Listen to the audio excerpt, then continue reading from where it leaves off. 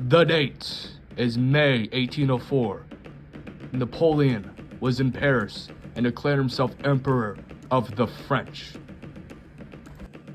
In the Cathedral of Notre Dame, Napoleon raised the crown and placed it on his own head. But it wasn't all good for Napoleon, because as you can see, the British were still with him and were increasing propaganda about him, increasing the war effort.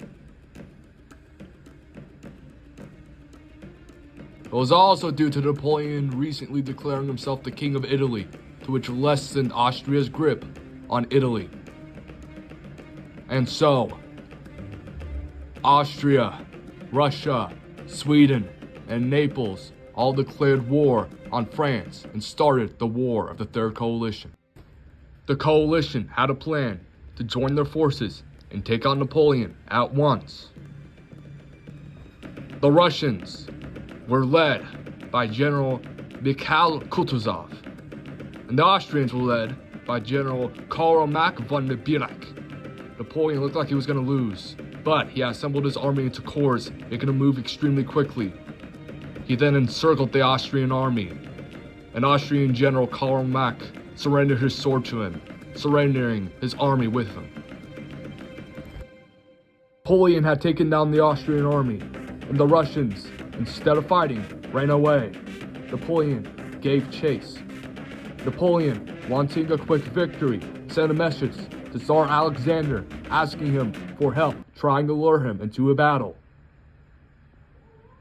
Alexander fell for the bait, and he met the French at the town of Austerlitz.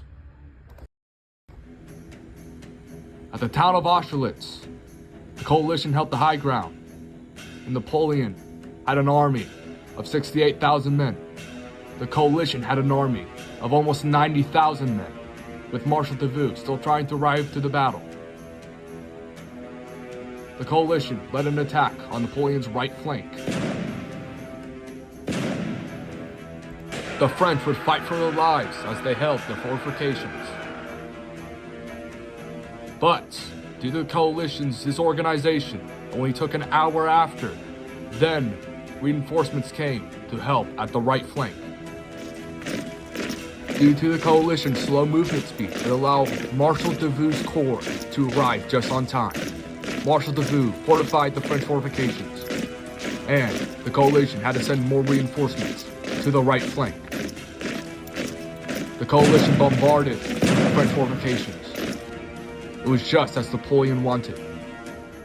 Napoleon then led an assault, crushing the coalition's line.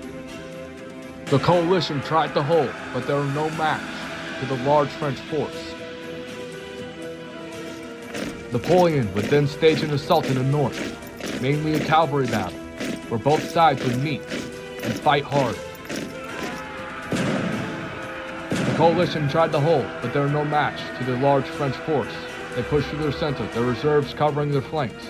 It was at this time that the coalition's reserve led an assault to try to take back Pratzen Heights. The cavalry met the French infantry, and the French infantry tried to hold their best. It was at this time that Napoleon sent his imperial cavalry to go confront the coalition's reserve, and the coalition got pushed back. It was then that the coalition retreated. Napoleon would then close the trap on the remaining coalition. He encircled the coalition, and the Russians, knowing their fate, decided to run across the ice. Not without the French artillery bombarding the ice. Hundreds of Russians would drown,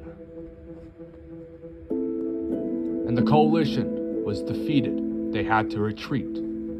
Then Austria signed a peace treaty with France. But after this glorious victory was a terrible defeat at Trafalgar. But that is a story for another time.